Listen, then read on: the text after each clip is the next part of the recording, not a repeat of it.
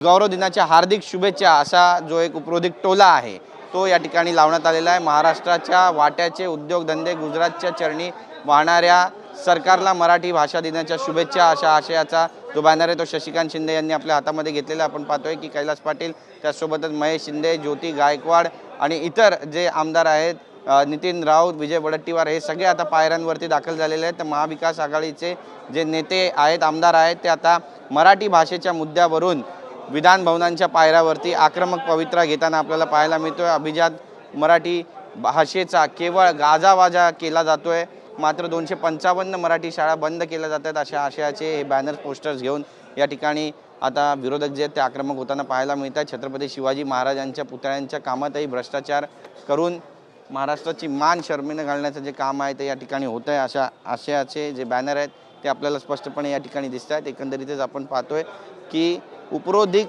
टोला लगावत आता विरोधक जे आहेत ते विधान भवनाच्या पायऱ्यावरती आक्रमक झाल्याचं चित्र आहे ते स्पष्टपणे पाहायला मिळत आहे। ही सगळी दृश्य आपण या ठिकाणची पाहतोय। आज मराठी भाषा दिनाचा कार्यक्रम या ठिकाणी ठेवण्यात आला होता, मात्र त्या ठिकाणी विरोधकच पोहोचले नाही असा आरोप जो आहे तो भाजपचे आमदार करतायत।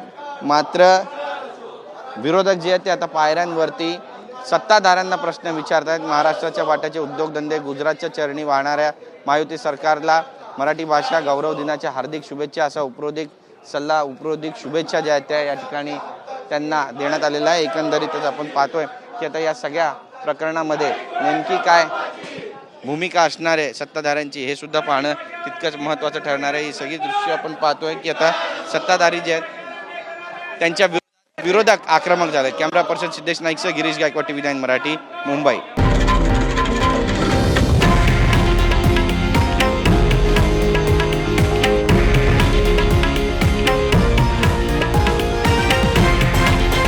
हे आहे देशातील नंबर 1 न्यूज नेटवर्क आणि आपण पाहत आहात TV9 मराठी, एकमेव।